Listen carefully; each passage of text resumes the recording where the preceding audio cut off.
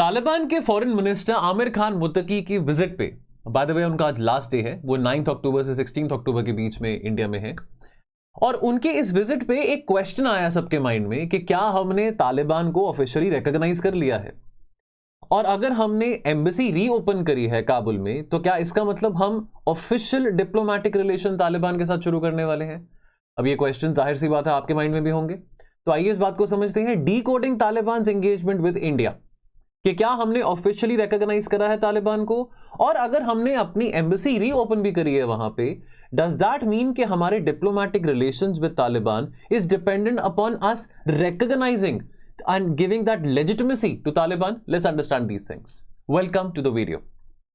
देखिए, अब रिसेंटली हमारे सामने ये न्यूज आई कि हमने एक डाउनग्रेडेड टेक्निकल मिशन को फिर से अपनी एम्बेसी के रूप में रीस्टैब्लिश कर लिया है काबुल में। जो टेक्निकल मिशन काबुल में था, जरा सर वो फॉर्मर एम्बेसी ही थी इंडिया की इन काबुल, लेकिन अगस्त 2021 में तालिबान के आने के बाद हमने उस एम्बेसी को शट डाउन कर दिया था। बिकॉज सी, जब अगस्त 2021 में ये ट्रांजिशन हुआ, हमको इस बात का डर था कि तालिबान शायद फिर से पुराने तालिबान की तरह, तालिबान 1.0 की तरह, फिर से पाकिस्तान और पाकिस्तान बेस्ड टेररिस्ट ग्रुप्स की मदद करेगा, उनको सपोर्ट करेगा, और जो एंटी इंडिया प्रोग्राम्स या एंटी इंडिया एलिमेंट्स या एंटी इंडिया एक्टिविटीज होंगी उसमें शायद तालिबान भी सपोर्ट करेगा। हाउएवर ऐसा नहीं हुआ।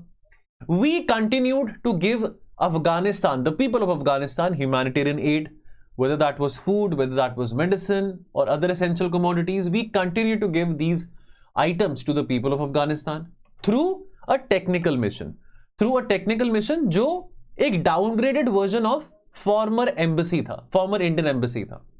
अब हमने इसी टेक्निकल मिशन को अपग्रेड कर दिया है in the form of an embassy in Kabul, and we're doing it after almost 3 years.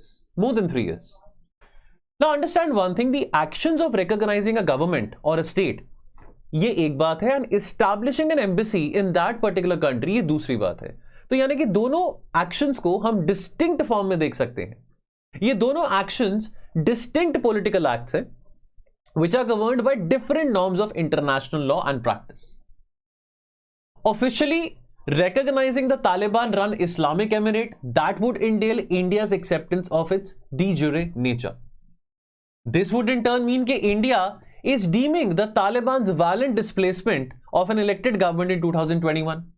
Means कि हम अभी इस बात को बढ़ावा नहीं दे रहे हैं, हम ऑफिशियली रिकॉग्नाइज नहीं कर रहे हैं तालिबान को। हम नहीं कह रहे कि जो तालिबान ने ट्रांजिशन करा, वायलेंट तरीके से डिस्प्लेस करा एक इलेक्टेड सिविलियन गवर्नमेंट को, वो लेजिटिमेट था, हम नहीं कह रहे हैं।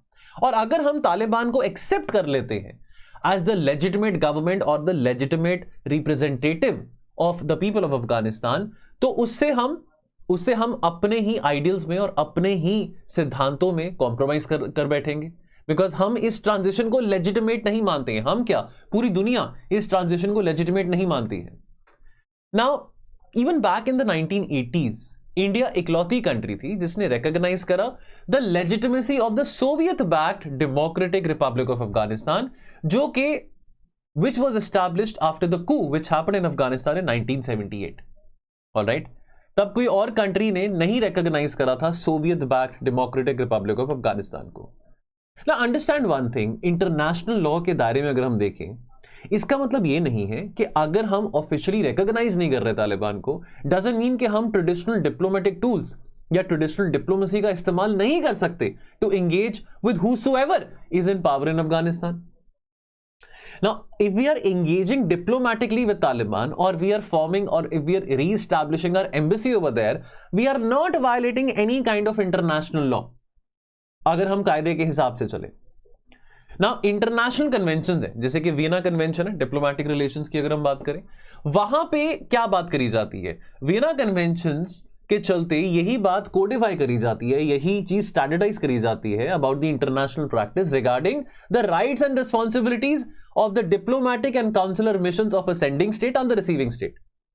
ऑलराइट, नाउ यानी कि हम अपने यहां से कुछ डिप्लोमेट्स को भेज रहे हैं, किसी पर्टिकुलर कंट्री में भेज रहे हैं, जिस कंट्री में भेज रहे हैं वो रिसीविंग स्टेट है, जहां से डिप्लोमेट्स भेजे जा रहे हैं वो सेंडिंग स्टेट है। तो इंडिया सेंडिंग स्टेट है, रिसीविंग स्टेट कौन है? अफगानिस्तान। रिसीविंग स्टेट अफगानिस्तान है, सेंडिंग स्टेट इंडिया है, व्हिच मींस यहां पे हम ये जो वियना कन्वेंशन भी है, यहां पे इस कन्वेंशन का इस्तेमाल इस करके नहीं किया जाता टू क्लासिफाई कि क्या एक स्टेट कैन और can not formally recognise a government. तो यानी कि वियना कन्वेंशन का कोई रोल नहीं है in terms of guiding India और in terms of laying down some guidelines कि इंडिया ये डिसाइड करे कि हम तालिबान को रिकॉग्नाइज कर सकते हैं कि नहीं कर सकते हैं। Vienna convention only talks about कि भैया डिप्लोमेट्स हमने भेजे हैं, हम सेंडिंग स्टेट है, दूसरी कंट्री रिसीविंग स्टेट है, वो चाहे अफगानिस्तान हो, कनाडा हो, ऑस्ट्रेलिया हो, यूके हो, न्यूजीलैंड हो, कोई भी हो। इंडिया ने इसी मॉडल का एंगेजमेंट विदाउट रिकॉग्निशन, इसी मॉडल का इस्तेमाल करा है for other countries, for other states और other governments like Taiwan. Alright, we respect the one China policy. या अगर हम म्यांमार की बात करें, म्यांमार में for the last 4.5 years military rule है। We do not recognize or acknowledge the military rule by the Myanmar army. However, still Myanmar की embassy तो है ना इंडिया में, न्यू दिल्ली में। म्यांमार की एम्बेसी तो है न्यू दिल्ली में। अब म्यांमार की एम्बेसी में जो स्टाफ अपॉइंट किया गया है वो मिलिट्री लीडरशिप ऑफ म्यांमार ने किया है, जो कि म्यांमार की मिलिट्री 2021 से म्यांमार में मौजूद है। अब स्टाफ जो मर्जी वो हायर करें, दैट इज फाइन। म्यांमार की एम्बेसी है न्यू दिल्ली में, वो भी एक बात होगी, लेकिन हम ऑफिशियली रिकॉग्नाइज नहीं करते हैं म्यांमार की आर्मी को as the legitimate government, because again वहां पे भी जो तख्ता पलट हुआ था, again that was a military coup which happened in 2021। Similarly अगर हम ताइवान की बात करें, so we respect the one China policy, however doesn't mean that we can not engage diplomatically with Taiwan. So Taiwan की embassy तो नहीं है India में, लेकिन ताइवान का एक इकोनॉमिक एंड कल्चरल सेंटर है which is akin to an embassy, not exactly an embassy but akin to an embassy. Alright, now evidently global trends भी रिफ्लेक्ट करते हैं ये जो शिफ्ट्स हैं डिप्लोमैटिक प्रैक्टिसेस में। अब अलकायदा के जो लीडर थे अहमद अल शरा, अब उनको भी तो अमेरिका ने रिकॉग्नाइज करा as the de facto legitimate leader of Syria, लेकिन है तो वो अलकायदा के, जो कि एक टेररिस्ट ऑर्गेनाइजेशन है। एंड आर्ग्यूबली अगर अमेरिका ने अहमद अल शरा को लेजिटिमेट रूलर माना है सीरिया का, so who is stopping us that we can not engage with Taliban? Because कायदे से तो आमिर खान मुत्तकी भी एक यूएन डेजिग्नेटेड टेररिस्ट है। ठीक बात समझ आ रही है? इंडिया का जो मॉडल है एंगेजमेंट का, दैट इज नॉट रिलायंट कि क्या आने वाले समय में तालिबान की सरकार को, तालिबान की गवर्नमेंट को, तालिबान की एग्जिस्टेंस को इंटरनेशनली बहुत सारी कंट्रीज रिकॉग्नाइज करेंगी कि नहीं करेंगी। कल को मैं कहता हूं नहीं भी करेंगी, कल को नहीं भी करेंगी, लेकिन nobody can stop us from diplomatically engaging with Taliban. Now there is a possibility that कल को तालिबान के द्वारा कोई डेलीगेटेड या डेजिग्नेटेड एम्बेसडर न्यू दिल्ली में हो, अफगान एम्बेसी में, there is a possibility. Well, that is fine. It is not unusual for embassies to function without ambassadors. कल को मैं कहता हूं कि तालिबान को या एम्बेसडर को, कल को अफगान जो एम्बेसी है जिसके ऑपरेशन हमने शट डाउन करे थे इंडिया में, कल को अफगान एम्बेसी भी रीओपन होती है इंडिया में, और कोई अफगानिस्तान के द्वारा कोई एम्बेसडर नहीं है, ना कोई तालिबान के द्वारा डेजिग्नेटेड या डेलीगेटेड एम्बेसडर है। सो फाइन, दैट्स ओके, काम चलता है। It is not unusual for embassies to function without ambassadors. इस पर्सपेक्टिव में जो यूएस एम्बेसी है, US embassy New Delhi, they did not have any ambassador for 26 months between 2021 and 2023. That doesn't mean that we were not doing diplomacy or diplomatic work with America. Now, understand one thing. जो question है of granting political recognition और legitimacy to any such entity or any such actor which is claiming to form a government, वो individually countries के हाथ में लाई नहीं करती है। बहुत बड़ा रोल प्ले करता है यूनाइटेड नेशन। यूनाइटेड नेशन का रिकॉग्निशन ये एक बेंचमार्क माना जाता है फॉर द लेजिटिमेसी। और तालिबान को अगर अपनी एग्जिस्टेंस की, अगर लेजिटिमेसी को हासिल करना है तो यूनाइटेड नेशन की वैलिडेशन बहुत जरूरी है, और ये तालिबान का फोरमोस्ट फॉरेन पॉलिसी गोल है। अफगानिस्तान को यूनाइटेड नेशन के 3 ऑब्जेक्टिव सेटिस्फाई करने पड़ेंगे। पहले तो तालिबान को एक ऑल इंक्लूसिव गवर्नमेंट एस्टैब्लिश करनी पड़ेगी। दूसरा, जितने भी टेरर ग्रुप्स हैं अफगानिस्तान में ऑपरेट हो रहे हैं, चाहे वो आईसिस खुरसन है, चाहे वो अलकायदा के एफिलिएट्स हैं, या चाहे वो तहरीके तालिबान पाकिस्तान भी क्यों ना हो, टीटीपी, जिसको पाकिस्तान बैड टेररिज्म कहता है, इनको डिसमेंटल करना पड़ेगा। और तीसरा, respecting for human rights and liberties, specifically for women's and girls. अब ये तीनों चीजें कंप्लीटली तालिबान नहीं कर रहा है, जब तक नहीं करेगा तब तक यूएन नहीं रिकॉग्नाइज करेगा, लेजिटिमेसी नहीं देगा। यूएन का non recognition also leaves other states abilities to host Taliban senior representative subject to UN permission. अब फॉर एग्जाम्पल, अब जब तक यूएन के द्वारा परमिशन नहीं दी जाती तब तक कोई भी तालिबान का लीडर किसी भी कंट्री में विजिट करने से पहले उसको यानी कि जब तक क्लियरेंस नहीं मिल जाती उस लीडर को किसी कंट्री में विजिट करने के लिए, तब तक वो नहीं कर सकता। अब अगर आमिर खान मुत्तकी अगर यहां पे आए थे, इंडिया में आए हैं, वो इस करके आए हैं बिकॉज यूएनएससी के 1988 सैंक्शंस कमेटी ने अप्रूव करा है, एग्जेम्पशन दिया है to his international travel ban on सितंबर 30।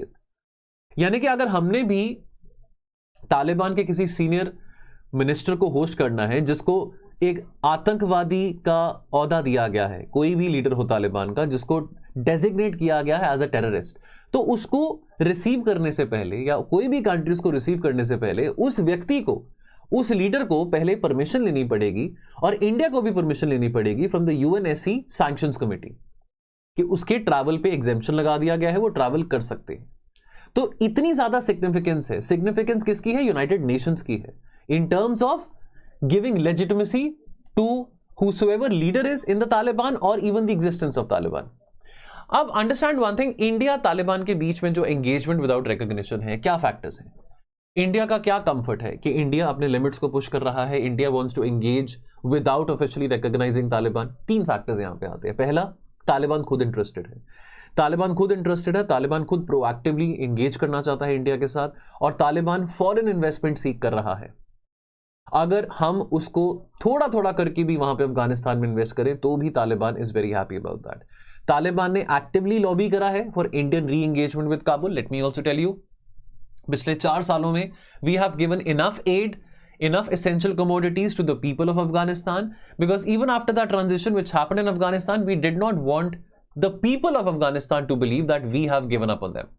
All right. Secondly is also the ongoing tensions between Pakistan and Afghanistan. Now Pakistan ने बहुत सेलिब्रेशन किया, अरे तालिबान वापस आ गया है 2021 में, अब हमारा ही रूल वहां पे चलेगा, हम जैसे चाहेंगे तालिबान वैसे चलेगा। लेकिन तालिबान ने डे 1 पे कह दिया था कि हम कैटेगोरिकली नहीं सपोर्ट करेंगे पाकिस्तान को, और हम कैटेगोरिकली पाकिस्तान के साथ 1 arm डिस्टेंस बना के रखना चाहेंगे। अभी of lately Pakistan is putting a lot of pressure on Taliban कि आप जो तहरीके तालिबान है, तहरीके तालिबान जो है, once again this is again a Taliban group which was of course raised and given training by Afghan Taliban and the Pakistan army, but as you know Pakistan की आदत है सांप को पालने की, बाद में वही सांप पाकिस्तान को आके डसते हैं और वही सांप अमेरिका को आके भी डसते हैं। खैर, तहरीके तालिबान को लेके मैं एक डिफरेंट वीडियो बनाऊंगा। अगर आप चाहते हैं कि तहरीके तालिबान को लेके एक वीडियो बनाऊं तो मुझे कमेंट सेक्शन में TTP वीडियो ये जरूर मेंशन करना, तो मैं पूरा ये तहरीके तालिबान को लेके भी एक वीडियो बनाऊंगा। नाउ अफगानिस्तान की गवर्नमेंट पहली बात तो कहती है कि जो दुरंद लाइन है जो कि बनाया गया था, दुरंद बॉर्डर बनाया गया था between Afghanistan and Pakistan after the second Anglo Afghan war, तो अफगानिस्तान उस लाइन को नहीं रिकॉग्नाइज करती है। बेसिकली आपको ब्रीफली बता देता हूं, जो दुरंद लाइन है इसने डिमार्केट किया था the areas between the Pashto speaking population and also the Balochi speak and the Balochis. So Pashtos और बलोचिस के बीच में वो एक डिमार्केशन पॉइंट बनाया था, और जो एरिया डिमार्केट करा है दुरंद लाइन का, तो दुरंद लाइन के इस तरफ जो पॉपुलेशन है वो पाकिस्तान की है, बलूची लोग रहते हैं, और उस तरफ जो लोग रहते हैं वो पश्तो लोग रहते हैं, पश्तो स्पीकिंग लोग रहते हैं। तो अफगानिस्तान पहली बात तो दुरंद लाइन को रिकॉग्नाइज नहीं करता। पाकिस्तान कहता है कि नहीं, दुरंद लाइन जो है वो सेटल्ड मैटर है, कि वो इंटरनेशनल बॉर्डर है पाकिस्तान और अफगानिस्तान के बीच में। और दूसरा, अफगान तालिबान ने तहरीके तालिबान पाकिस्तान को भी अबैंडन नहीं करा है, और despite so many pressures by the Pakistan army, the Afghan Taliban is saying that we will not be taking any actions against the Tehrike Taliban Pakistan. Basically जो TTP है वो पाकिस्तान में इस तरह की हुकूमत चाहती है, प्रीटी मच लाइक जैसे अफगानिस्तान में तालिबान की हुकूमत बनी है, based upon strict interpretation of sharia law. And तीसरा, देखिए इंडिया ने भी ऑलरेडी अफगानिस्तान में 3 से 4 बिलियन डॉलर्स का इन्वेस्टमेंट किया था between 2001 to 2021। We have built dams over there, roads over there, highways over there, bridges over there, the parliament over there, education centers over there. So we have a robust people to people culture and connectivity ties with Afghanistan. So definitely Taliban would also want कि इसी economic investment को और इसी leverage को वो और ज़्यादा इस बात का leverage ले सके, and therefore India, Afghanistan दोनों को, let us also not forget that Afghanistan is very very critical for us in terms of our connectivity to Central Asia. और जितने हमने इन्वेस्टमेंट करी है, जितने लार्ज स्केल इंफ्रास्ट्रक्चर प्रोजेक्ट्स बनाए हैं, वो सारी की सारी इन्वेस्टमेंट वेस्ट जाएगी अगर हम एंगेज ना करें अफगानिस्तान में। And also we wouldn't want कि वहां पे एक वैक्यूम जनरेट हो, बिकॉज तालिबान को ऑलरेडी रशिया और चाइना से काफी सपोर्ट मिलता आ रहा है 2021 से, लेकिन Taliban is very interested to get support from India. तो ये अपॉर्चुनिटी दोनों के लिए है, ये विन विन अपॉर्चुनिटी दोनों के लिए है as far as leveraging on the economic needs of Taliban is concern. And perhaps इस लेवरेज से, क्योंकि इंडिया का लेवरेज ज्यादा भारी है तालिबान के ऊपर, परहैप्स इस लेवरेज से हम तालिबान को अपने तरीके के हिसाब से शायद थोड़ा मोल्ड भी कर सकें और उन कंडीशंस पे तालिबान को लेके आ सके जहां पे तालिबान एक हेल्दी और एक एक if not very democratic way but एक बहुत हेल्दी वे में सोसाइटी में ह्यूमन राइट्स एंड लिबर्टीज को इंश्योर कर पा रहा है। गिवन द फैक्ट कि डोनाल्ड ट्रंप ने अपनी अमेरिका की सारी फॉरेन असिस्टेंस को बंद कर दिया अफगानिस्तान में। ये जब आए थे डोनाल्ड ट्रंप शुरू में उन्होंने कहा था कि किसी किस्म की फॉरेन असिस्टेंस अफगानिस्तान को नहीं दी जाएगी, और अफगानिस्तान को बहुत बड़ा लॉस हुआ अपने लार्जेस्ट फाइनेंशियल डोनर का। एंड इसके कारण तालिबान अभी ढूंढ रहा है कि इन्वेस्टमेंट कहां से आ सके, चाइना से, रशिया से, पर्टिकुलरली इंडिया से वो इन्वेस्टमेंट मांग रहा है, बिकॉज इंडिया ने ऑलरेडी पिछले 2001 से लेकर 2021 के बीच में 20 साल के पीरियड में काफी इन्वेस्ट किया था। ये देख सकते हैं, ये दुरंत लाइन है, 1893 में बनाई गई थी। दुरंत लाइन आती है बाय जिन्होंने बनाया था, जो फॉरेन सेक्रेटरी थे ब्रिटिश इंडिया के, उनका नाम दुरंत था, मॉन्टिमर दुरंत, तो उनके नाम से ये दुरंत लाइन आती है। और ये आप देख सकते हैं, ये बेसिकली जो दुरंत लाइन बनाई गई थी, this was a line meant to demarcate the Baluchi tribes and the Pashto tribes. Alright, इसके बारे में हम डिटेल में बात करेंगे। मेरे को कमेंट सेक्शन में TTP वीडियो करके मेंशन करना है, I will make a video on that. Alright, चलिए बाकी दिवाली के मौके पे दोस्तों हमारे सभी कोर्सेज पे 20% ऑफ है। अगर आप 2026 की तैयारी कर रहे हैं तो हमारा एक फास्ट ट्रैक बैच चल रहा है, उसमें जरूर ज्वाइन करें, बिकॉज आपका सिलेबस दिसंबर से पहले खत्म भी हो जाएगा। और अगर आप 2027 के एस्पिरेंट है, अपनी प्रेपरेशन शुरू करने वाले हैं या शुरू करने की सोच रहे हैं, तो भी आपको 20% ऑफ मिलेगा। हमारे 2027 के बैचेस जो हैं वो भी शुरू हो चुके हैं। सो हमारे टोल फ्री नंबर पर कॉल करके इन्फॉर्मेशन जरूर लीजिए। I will see you very soon. Thank you so much.